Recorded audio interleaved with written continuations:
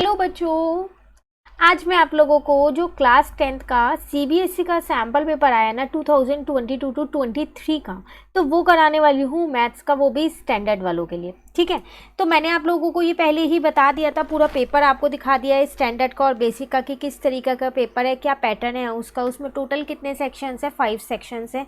आपको उसके क्वेश्चंस भी बता दिए थे और उनकी वेटेज भी बता दी थी, तो वीडियो उसकी भी चैनल पे अपलोड है। अगर इंस्ट्रक्शंस आपको समझ नहीं है तो आप वहाँ से देख सकते हैं। ठीक है, तो आज हम इस पेपर का ना, जो हमारे पास ये मैथमेटिक्स का पेपर है, इसका सेक्शन नंबर बी करने वाले हैं, जिसमें टोटल 5 क्वेश्चन हैं और जो 2 मार्क्स ईच हैं। इसका मतलब 10 मार्क्स का पेपर आज कंप्लीट हम कर ही लेंगे। ठीक है, तो अगर मैं यहाँ पर आपको सेक्शन बी दिखाऊं तो ये है आपके पास सेक्शन बी। इंटरनल चॉइस देखो आपको हर सेक्शन में मिलेगी। बिल्कुल ध्यान से क्वेश्चंस को समझिएगा, इतने मुश्किल नहीं है, लेकिन अगर कंसेप्ट क्लियर नहीं है तो क्वेश्चंस नहीं कर पाओगे। ठीक है ना, तो चलिए देखिए यहाँ पर लिखा है क्वेश्चन नंबर 21 आपके पास, if 49x plus 51y is equals to 499, comma 51x plus 49y is equals to 501, then find the value of x and y। तो देख के सबसे पहली बात तो ये पता चलना चाहिए कौन से चैप्टर का क्वेश्चन है। तो पता चल रहा है ना कौन से चैप्टर का है, चैप्टर नंबर 3 का क्वेश्चन है। आपको x और y की वैल्यू निकालनी है। 2 इक्वेशंस आपको यहाँ दे रखी हैं। ठीक है, इन दोनों इक्वेशंस को पहले मैं यहाँ पर लिख रही हूँ और उसके बाद सॉल्व करूँगी। तो दे रखा था 49x प्लस का 51y इज इक्वल्स टू में 499, और आपके पास था 51x प्लस का 49y इज इक्वल्स टू में 501। ऐसा करो, इसको इक्वेशन 1 और इसको इक्वेशन 2 मान लो। अब आप पता है क्या करो, इसको थोड़ा सा आसान बना दो, क्योंकि अगर आप इसमें सब्स्टिट्यूशन मेथड लगाओगे तो भी मुश्किल होगा ये क्वेश्चन, क्योंकि डिजिट्स बड़ी हैं। एलिमिनेशन मेथड लगाओगे तो कोफिशिएंट सेम करना पड़ेगा, तो भी लेंथी लगेगा। अब आप ऐसा करो, एक बार इन दोनों इक्वेशंस को ऐड कर लो। Adding equation 1 and 2, left hand side को लेफ्ट हैंड साइड से, राइट हैंड साइड को राइट हैंड साइड से। तो 49x डायरेक्ट मैं ऐड करके ही लिख रही हूँ। 49x में 51x को ऐड करोगे तो 100x आ जाएगा। 51y में 49y को ऐड करोगे तो भी 100y आ जाएगा। और राइट हैंड साइड पे 499 में 501 प्लस करोगे तो 1000 आ जाएगा। यहाँ से मैंने 100 को कॉमन ले लिया। कहीं भी डाउट हो ना, आप साथ साथ कमेंट करके पूछ लेना। तो x प्लस वाई आपका कितना आ जाएगा, यहाँ पर 10 आ जाएगा, क्योंकि इसको जब नीचे लेके आएंगे ये कट होके कितना आ गया, 10 आ गया। ठीक है, तो x प्लस वाई हो गया 10। इसको मैंने क्या किया, अपनी इक्वेशन 3 मान लिया। अब एक बार आप ऐसा करो, इन ही दोनों इक्वेशंस को सब्ट्रैक्ट कर दो। Subtract equation 1 from equation 2। ठीक है, अब 51x में से 49x को माइनस करोगे तो 2x आएगा। अब 49y में से 51y को माइनस करोगे तो माइनस का 2y आएगा। इज इक्वल्स टू 501 में से 499 को माइनस करोगे तो 2 आएगा। अगेन 2 कॉमन ले लिया, x minus y is equals to 2 हो गया। तो x माइनस वाई कितना आ गया, 1। इसको मैंने इक्वेशन 4 ले लिया। ठीक है, अब क्या करती हूँ मैं, इन दोनों इक्वेशंस को सॉल्व कर लेती हूँ। Solving equation 3 and 4। देख लो ना, छोटी इक्वेशन बन गई तो इजीली सॉल्व हो जाएंगी, अब होंगी ना। तो ये तो कट गया, यहाँ पर आ जाएगा आपके पास 2x और यहाँ आ जाएगा 11। इट मीन्स x की वैल्यू आपके पास कितनी आ गई है, 11/2 आ गई। अभी y की भी निकालनी है। इसको किसी भी एक इक्वेशन में रख दो। मैंने इसको इक्वेशन 3 में रख दिया, आप किसी में भी रख सकते हो, 4 में भी रख सकते हो। तो इक्वेशन 3 आपके पास यहाँ पर है, x plus y is equals to में 10 था, तो ये हो गया 11/2 प्लस का y इज इक्वल्स टू में 10। ठीक है ना, y की वैल्यू यहाँ से आ जाएगी 10 माइनस 11/2, तो ये हो गई 20 माइनस 11 अपॉन में 2, इट मीन्स 9/2। तो y की वैल्यू निकल के आ गई 9/2। क्लियर है, ये था कौन सा क्वेश्चन आपके पास, क्वेश्चन नंबर 21। तो देखो ये जो सैम्पल पेपर है ना सीबीएसई का, बहुत इंपॉर्टेंट है, क्योंकि आपको क्या है यहाँ पर इसमें पैटर्न पता चल रहा है कि किस तरीके से आपका एग्जाम आएगा और कैसे क्वेश्चंस आएंगे, सेक्शंस कितने आएंगे, उनमें कितने वेटेज है उन सेक्शंस के, सब चीज़ पता चल रही है। लेकिन इस सेक्शन के जो आपको ये आप पेपर दे रखा है, इसके साथ साथ आपको और भी पेपर सॉल्व करने हैं। ऐसा नहीं है सिर्फ यही पेपर करके चले जाना है। ये तो एक आपको तरीका बता दिया है कि इस तरीके का आपके पास क्वेश्चन पेपर आएगा। अब इसमें केस स्टडी भी है आपके पास, असर्शन और रीजनिंग बेस्ड भी है। तो आपको ज़्यादा से ज़्यादा सैम्पल पेपर सॉल्व करने हैं, तभी आपकी प्रैक्टिस हो पाएगी मैथ्स की। तो इसलिए यहाँ पर एक बुक है, ये ओसवाल गुरुकुल की, सीबीएसई के इसमें लास्ट 10 ईयर के सॉल्व्ड पेपर्स हैं आपके पास, ठीक है। तो इसमें आउटसाइड दिल्ली और दिल्ली दोनों के ही पेपर हैं, इंग्लिश, मैथ, साइंस और एसएसटी के इसमें आपको क्वेश्चन पेपर्स मिलेंगे।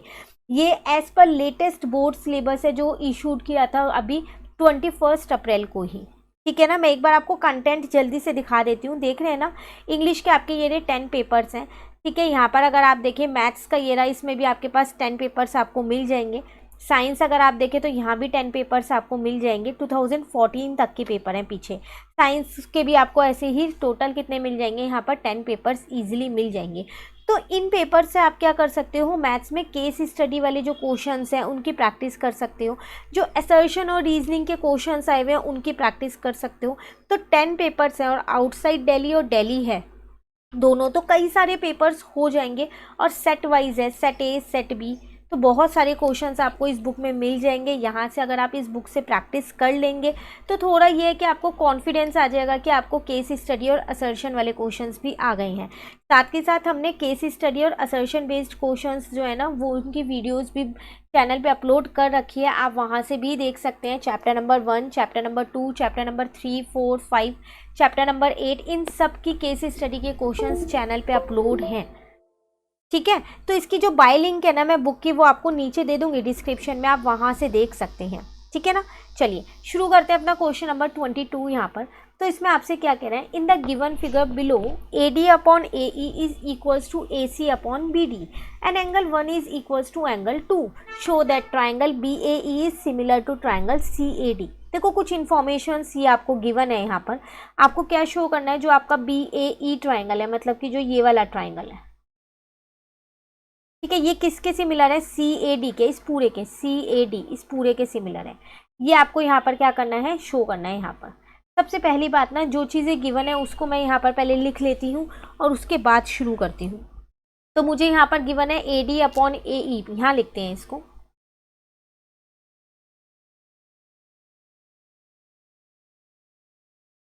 AD अपॉन AE जो है वो हमारे पास किसके इक्वल है, वो हमारे पास था AC अपॉन में BD के इक्वल। साथ साथ एंगल 1 इजिकल टू एंगल 2 भी दे रखा है, एक बार देख लेते हैं ये रहा।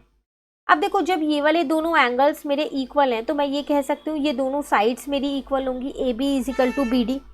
क्यों, क्योंकि एंगल इक्वल है ना, तो side opposite to equal angles are equal, theorem है ये हमारे पास। तो इसी चीज़ को मैं यहाँ पर लिख देती हूँ, यहाँ से अपना सॉल्यूशन शुरू कर रही हूँ। एंगल 1 इजिकल टू एंगल 2 मुझे यहाँ पर गिवन है, ठीक है। तो इसका मतलब मैं ये कह सकती हूँ AB इज इक्वल्स टू में मेरा क्या हो जाएगा, यहाँ पर BD हो जाएगा। रीजन में लिखूंगी मैं, यहाँ पर रीजन आपको सब में लिख के आना है, sorry, sides opposite to,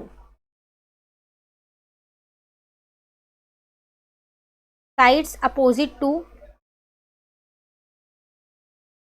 equal angles are equal, ठीक है। साथ साथ यहाँ पर प्रूफ भी लिखाना कि आपको क्या प्रूफ करना है, आपको ट्राइंगल BAE को सिमिलर प्रूफ करना है ट्राइंगल CAD के, ठीक है ना। यहाँ तक क्लियर हो गया। अब मेरे को क्वेश्चन में गिवन था यहाँ पर कि जो मेरा AD अपॉन AE है वो किसके इक्वल है, AC अपॉन BD के इक्वल है। अब देखो मैं इस BD की जगह AB लिख सकती हूँ, क्योंकि मैंने ऊपर दोनों इक्वल प्रूफ कर दिए हैं। तो AD अपॉन AE जो है वो इज इक्वल्स टू में AC अपॉन में क्या हो गया, यहाँ पर AB हो गया। क्लियर है, इसको इक्वेशन 1 माना है और यहाँ पर लिख दिया मैंने फ्रॉम इक्वेशन 1। क्लियर यहाँ तक। अब आ जाते हैं हम अपने ट्राइंगल पे जो हमें सिमिलर प्रूफ करने हैं। तो in triangle BAE and triangle CAD, तो देखो एक तो आपको दिख ही रहा है इसमें एंगल A जो है वो एंगल A, दोनों एंगल्स इसके अंदर कॉमन मिल रहे हैं मुझको, A और A। और A का भी मैं ऊपर ही करके आई हूँ, AC अपॉन में AB जो है वो किसके इक्वल है, AD अपॉन में AE के इक्वल है। इसका मतलब ये दोनों ट्राइंगल्स जो हैं BAE और जो ट्राइंगल है हमारे पास CAD वो सिमिलर प्रूफ हो चुके हैं, ठीक है ना। किससे होगा यहाँ पर सिमिलर प्रूफ, वो SAS से हमारे सिमिलर प्रूफ हो चुके हैं और हमको यहाँ पर यही प्रूफ करना था इस क्वेश्चन में। Clear question number 22। चलिए आते हैं क्वेश्चन 23 पे। यहाँ आपसे क्या कह रहा है, in the given figure O is the centre of the circle, यहाँ मैं मार्क करते जा रही हूँ साथ साथ, find angle A Q B given that P A and P B are tangents to the circle and angle A P B is 75 degree. देखो ये वाला एंगल आपको फाइंड करना है, ये एंगल दे रखा है, ठीक है। एक चीज़ आपको पता है कि जो रेडियस होती है वो टेंजेंट पे परपेंडिकुलर होती है, इसका मतलब वो यहाँ पर दोनों ये 90 डिग्री के एंगल बना रहे होंगे मेरे, ये भी और ये भी। अभी पूरा आगे डिटेल में लिख देंगे, पहले आप समझ लो, ठीक है। तो अब अगर मैं यहाँ पर देखूँ पी ए ओ बी, ये एक तरीके से मेरा क्वाड्रिलेटरल है क्योंकि इसमें 4 एंगल हैं, तो मैं ये वाला एंगल बहुत आसानी से निकाल सकती हूँ। कैसे? 360 में से इन तीनों के सम को माइनस करके, ठीक है ना। चलो पहले इतना ही कर लेते हैं। यहाँ पर फिगर आपको ड्रॉ करनी है, ठीक है, यहीं पर ही कर देती हूँ ताकि फिगर में ही साथ साथ समझाती रहूँ मैं आपको। तो सबसे पहली बात हम यहाँ पर लिखेंगे कि जो मेरा एंगल पी ए ओ है इज इक्वल्स टू में एंगल पी बी ओ होगा, और कितना होगा वो 90 डिग्री। क्यों? थ्योरम 10.1, अकॉर्डिंग टू थ्योरम 10.1 आप पूरी थ्योरम यहाँ लिख के आएंगे, ठीक है। और एंगल ए क्यू बी जो है वो मेरे पास, ए पी बी जो है वो मेरे पास है 75 डिग्री, ये मुझको क्वेश्चन में गिवन है, ठीक है। तो अब in quadrilateral P A O B, इसमें चारों एंगल्स का सम 360 होगा, इसका मतलब 75 plus 90 plus 90 plus angle A O B is equals to में 360 हो जाएगा, ठीक है ना। अब 90 प्लस 90 अगर मैं यहाँ पर देखूँ आपके पास तो 180 हो जाएगा। अब 180 में जब आप 75 प्लस करेंगे तो 255 हो गया, plus angle A O B is equals to में 360। यहाँ से मैंने अपना एंगल ए ओ बी निकाल लिया, वो आ गया मेरा 360 माइनस का 255। तो ये मेरे पास कितना आ जाएगा, जब मैं इसको माइनस करूँगी तो 105 आ गया। ये वाला एंगल आया है, बट मुझे ऊपर वाला एंगल चाहिए, है ना। अब आपको पता है कि जो आपका एंगल ए ओ बी है यहाँ पर, तो वो आपके पास आपको कितना मिल गया है, 105 डिग्री मिल चुका है। तो अब जो आपका एंगल ए क्यू बी होगा वो क्या होगा, वो होगा half of angle A O B. ये भी आपके पास थ्योरम है, angle at the remaining part of the circle is half the angle subtended by the arc at the centre, ये आपने थ्योरम कर रखी है, ठीक है। तो ये पूरी थ्योरम आप लिखोगे यहाँ पर, तो ए क्यू बी कितना आ जाएगा आपके पास, हाफ इंटू में 105, बस आंसर आ गया 52.5 डिग्री, ठीक है। थ्योरम मैं यहाँ लिख रही हूँ, आपको भी लिखनी है वो theorem.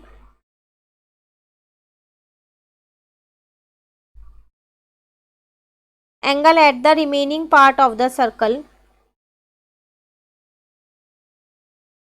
Is half the angle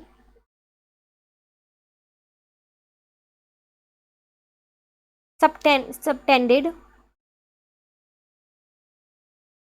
by the arc at the center।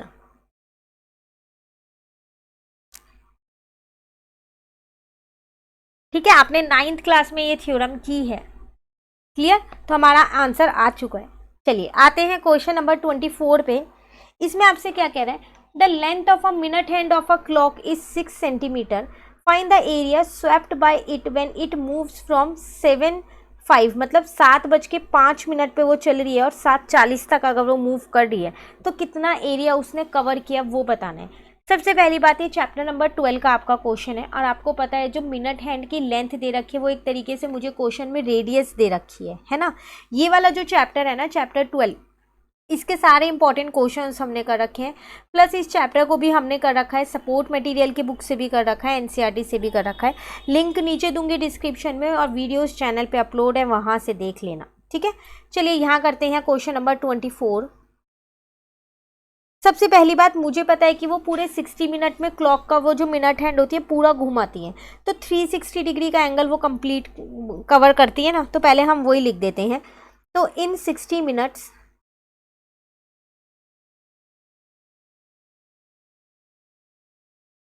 The tip of minute hand moves 360 degree. तो 1 मिनट में कितना करेगी फिर वो, इन 1 minute the tip of minute hand move कितना होगा, 360 अपॉन में 60, तो ये आ जाएगा आपके पास कितना, यहाँ पर इसको इससे कट कर दोगे तो 6 डिग्री। आपके पास टाइम पीरियड कितना है, 7:05 से 7:40 तक, इसका मतलब आपके पास 35 मिनट्स है ना।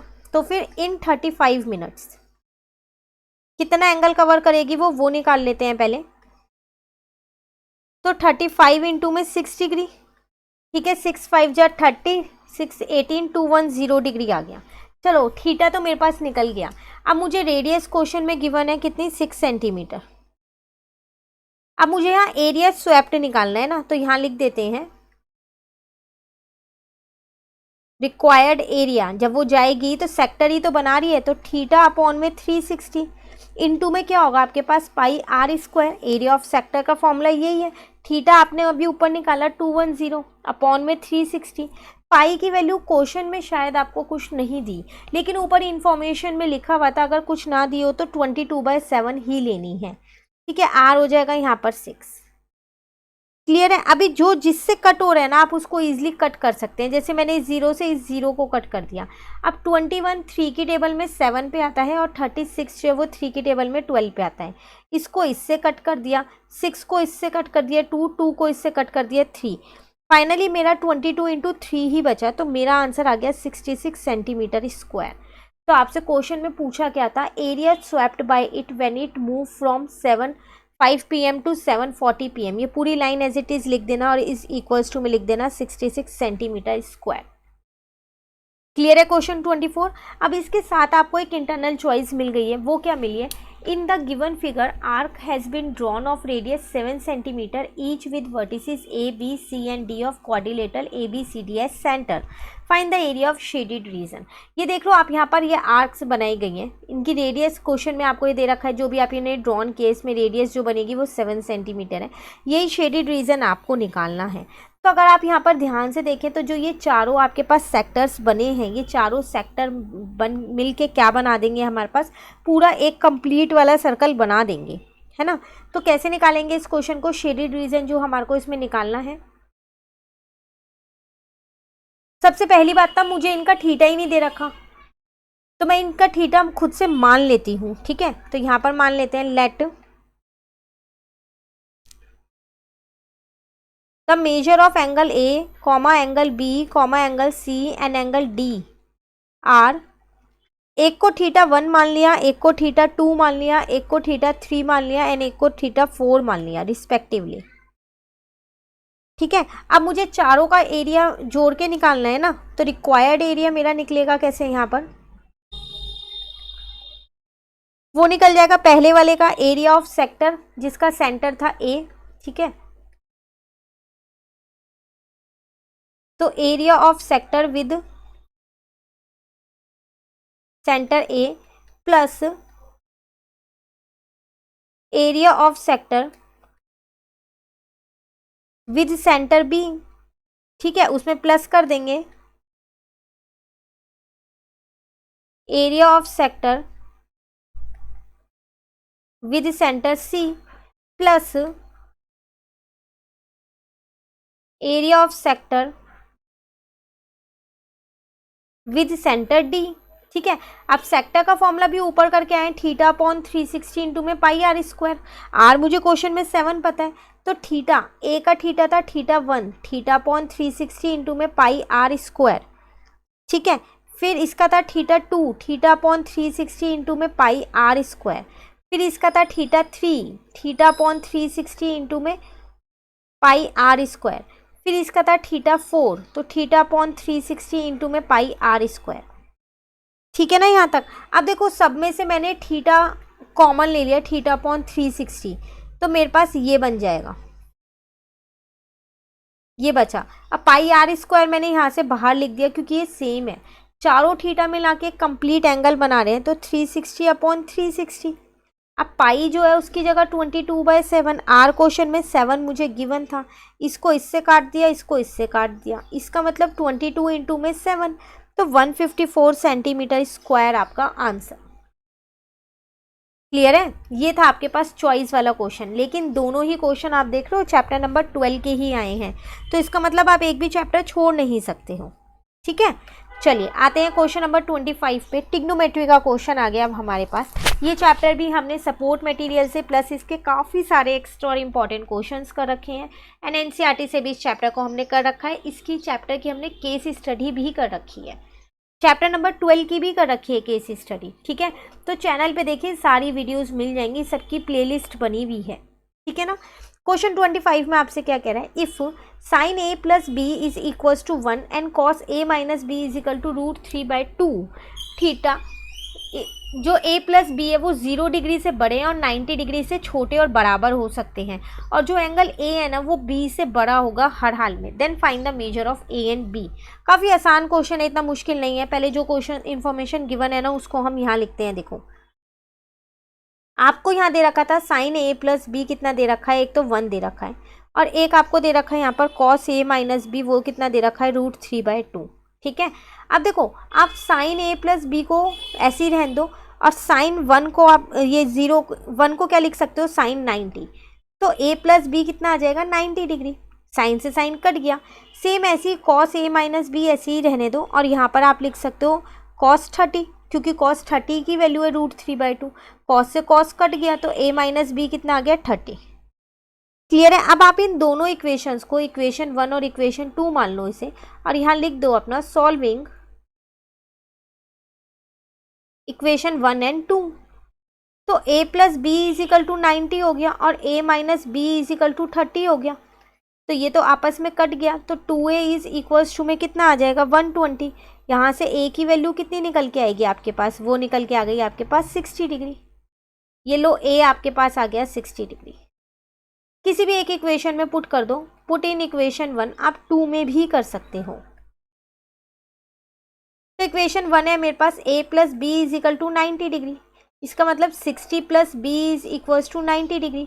तो b की वैल्यू आ गई 30 डिग्री। आपसे क्वेश्चन में a और b मांगा था, निकल गया। साथ साथ ये दे रखा था कि जो a की वैल्यू है ना वो b से बड़ी होगी, तो देख लो यहाँ पर बड़ी है a की वैल्यू। क्लियर है।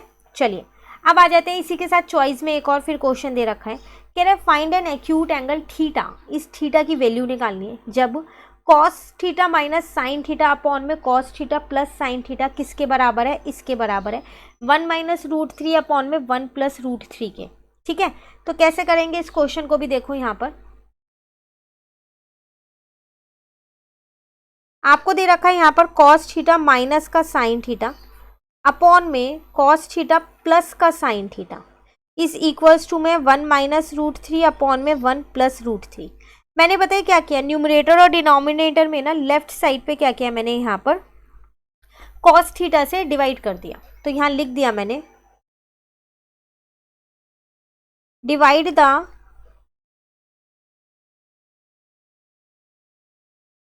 न्यूमरेटर एंड डिनोमिनेटर ऑफ, सिर्फ लेफ्ट हैंड साइड पे किया है, बाय कॉस थीटा। तो ये आ जाएगा कॉस थीटा अपॉन में कॉस थीटा माइनस का साइन थीटा अपॉन में कॉस थीटा, अपॉन में यहाँ आ जाएगा कॉस थीटा अपॉन में कॉस थीटा प्लस का साइन थीटा अपॉन में क्या आ जाएगा यहाँ पर cos theta is equals to 1 minus का √3 और 1 प्लस का √3 ऐसे ही है। ठीक है, अब कॉस से कॉस कट गया तो यहाँ आ गया 1 और माइनस ये बन गया tan थीटा। सेम ये कट गया 1 तो और यहाँ बन गया प्लस का tan थीटा। 1 माइनस का √3 1 प्लस का √3। ठीक है, अब अगर आप इन दोनों को कंपेयर करें तो 1 की जगह 1 है और tan थीटा की जगह क्या आ रहा है यहाँ पर √3। तो ऑन कंपेयरिंग वी गेट, हमें क्या मिला, जो tan थीटा है वो किसके बराबर लिखा हुआ है √3 के, क्योंकि देखो यहाँ भी माइनस है यहाँ भी, तो माइनस कंसिडर नहीं करेंगे। ठीक है, और 10 की टेबल में √3 कब होता है, tan 60 पे। ठीक है ना, तो थीटा की वैल्यू कितनी आ गई आपके पास 60 डिग्री। यही आपको क्वेश्चन में फाइंड करना था। ठीक है, ये था पूरा सेक्शन बी कंप्लीट हो गया। किसी भी क्वेश्चन में डाउट है तो पूछ लेना, सारे ही क्वेश्चन इंपॉर्टेंट हैं और 2 मार्क्स ईच के क्वेश्चन है। नेक्स्ट क्लास में कोई नेक्स्ट सेक्शन को समझेंगे, तब तक के लिए इस सेक्शन को अच्छे से कर लीजिए। अगर आपको ये वीडियो अच्छी लगी तो आप इसको लाइक ज़रूर कीजिएगा, और अगर चैनल को सब्सक्राइब नहीं किया है तो चैनल को भी सब्सक्राइब कर लीजिएगा। Thank you.